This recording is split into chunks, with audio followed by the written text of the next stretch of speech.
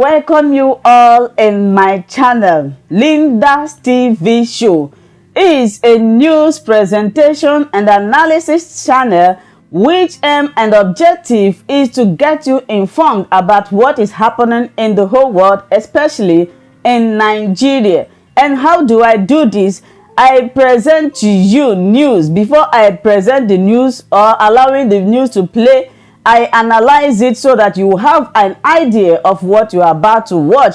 Then after that, I will sit down there like you all always see. I will sit down and watch the video together with you. Then we'll come to the comment section to talk about it.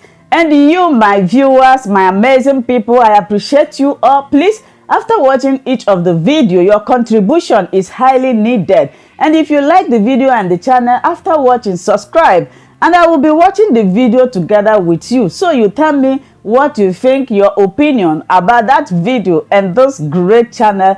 Thank you so much. I appreciate it and everyone aside coming to the southeast and southwest. I welcome you all in this great channel anywhere you are tuning from, especially those who always tune in to watch my videos each time I upload. May God Almighty bless you. I appreciate your massive support in this channel. So my people, look at what these people are saying. Honestly speaking, I'm not going to talk too much in this video. I will just allow you to listen for you to see that this zoological republic, that they are not ready. They are not ready to repent. They are not ready. Anybody that is supporting Buhari, that is supporting one Nigeria, that is thinking that Nigeria will come back to its normal state, the person is a liar and a deceiver, and the person is the cause of all the problems that is happening in Nigeria. I'm going to allow you to listen to this wonderful speech. Please sit down and listen. Then you come to the comment section and tell me what you think. True that, you know, a lot of what is happening is politically being manipulated. What exactly is, you know, taking us so long in either fishing out the masterminds of this or naming them? I mean, even the governor of Imo State seems at a loss as to why, you know, the security operatives, whom maybe he believes they know them, will not want to name those who are behind the insecurity that we all feel. Well, let me first of all respond to my senior brother about, you know, when he said this government is the most corrupt in this country. You see, that's the beauty of democracy. My senior brother will be talking about this government of Muhammadu Buhari that he knows that is the most corrupt. It's totally unfair and it's not correct. You know, I am not telling you there is no corruption in this country. But as at today, nobody can discuss corruption on the table. Nobody. Back in the days, corruption was discussed on the table, monies are shared, things are done, you know, in the open, you know. But as a people, the reflection of what we are. So that's what's happening. So that's about corruption. Then about whether the government is incompetent, it should resign. My senior brother should know that it is not done like that in democracy. And he believes in the rule of law. I want to believe. He knows that we won the election, because those that lost, including him, went to court, and the court gave judgment. Is the only court we have now. So whatever we are going to say, look, we have to be guided by what we have. Now, whether politicians are fanning the embers of this crisis, yes, in some parts of the country, there are political undertones. Whether during Jonathan or PDP, when they say politicians, yes, it's true. Even back when we were in opposition, there are certain comments that we make, so the ruling party could perceive it as, you know, bringing about crisis. But the difference is that, look, now we have the secessionists coming out in the open, maiming, killing, burning, looting all over the place in this country. We've seen it. We've seen it happen. We've seen where some warlords will come out and make some expressions that will not mean well. And no responsible government, all because of democracy. People are not being attacked by the security agencies, at least to show them that you're not supposed to do this. So as a people, if we politicians think that, look, if we bring down the government of Hope Uzodinma by burning his house or by killing policemen. In this country, we see how police stations are razed. We see how military people men are killed. And anybody will sit here and tell me that that is correct? And so if we as politicians think this is right, by the time the government turns against these kind of elements, they should have themselves to blame. Because no responsible government will sit by and watch police stations being burnt. And this happens virtually every day in the southeastern part of this country. And these are kind of things there's a comfort to us. It's more of political. Now the politics is turning into, in some parts of the country, trying to see it as ethnicity or religion. Instead of us as a people to look and say, look, when do we start discussing about governance? When do we start discussing about feeding, about security, things that will unite us? Not when we start talking about where you come from.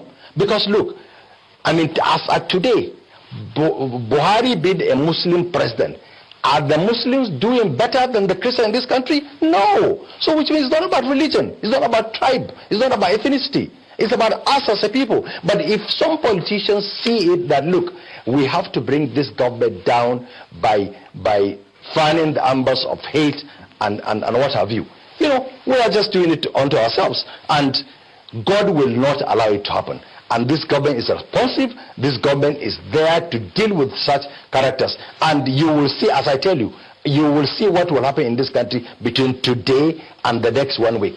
And I hope you will invite me a week after today, and you will probably be talking about these things.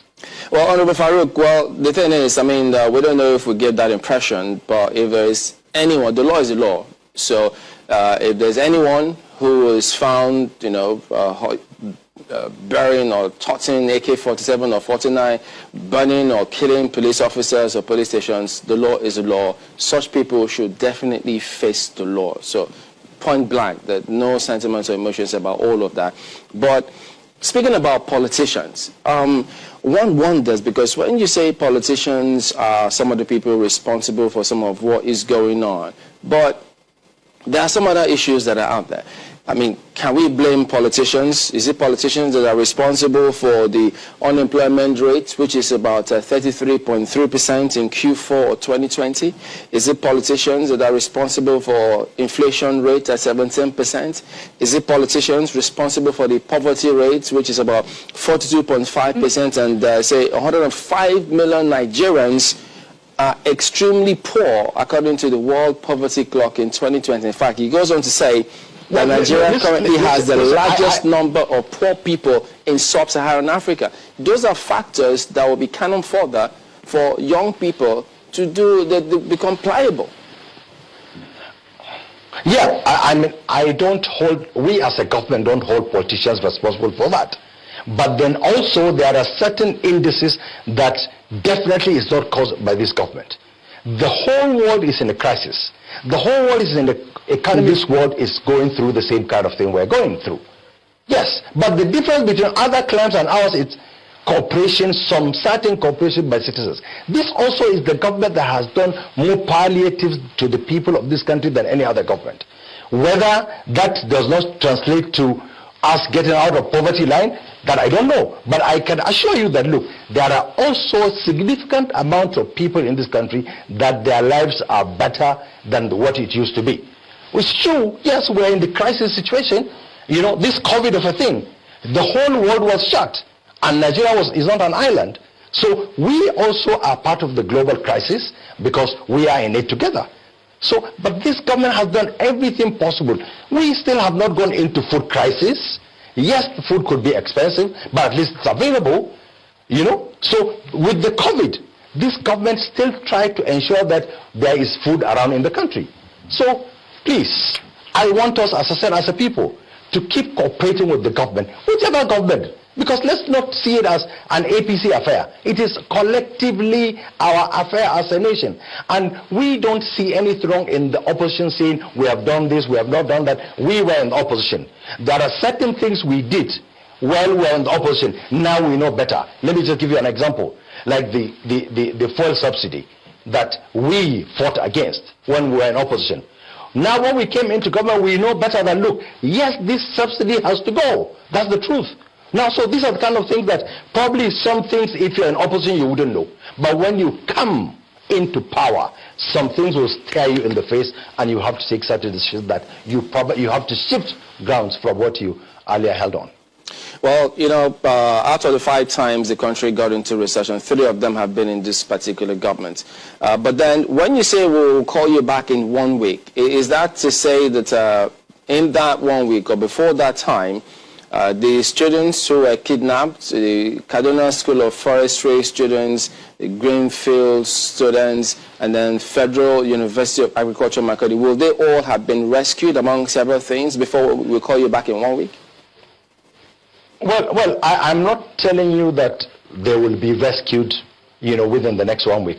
But there will be significant improvement in the security situation in this country. Because I know, I have privy knowledge of things that are happening as from last night. Within the next 1 week, by the grace of God, things will... And look, you see, kidnapped people are not just from these schools. There are so many people kidnapped all over the place. And whenever there are successes, we don't get to hear about it. But of course, as a government, we take responsibility. That's okay. That's fine, because we are in government, so whatever happens, whether even if you fight with your wife, you will say the fault of Buhari or the fault of APC. That's okay. It's part of the burden we have to carry on with as leading this country. But just one quick thing here. I mean, you've said a number of things that I just wanted to get clarity on. So when you said earlier that while you were in government, you made some comments that while you were in opposition, you made some comments that you didn't know, but now you know better. Thank you for always watching Linda's TV show. I will see you again in my next video. Remain blessed. I appreciate each and every one of you, and keep on watching Linda's TV show. If you have not yet subscribed, please, I beg you to do that so that you'll be getting more updates from me. Bye bye.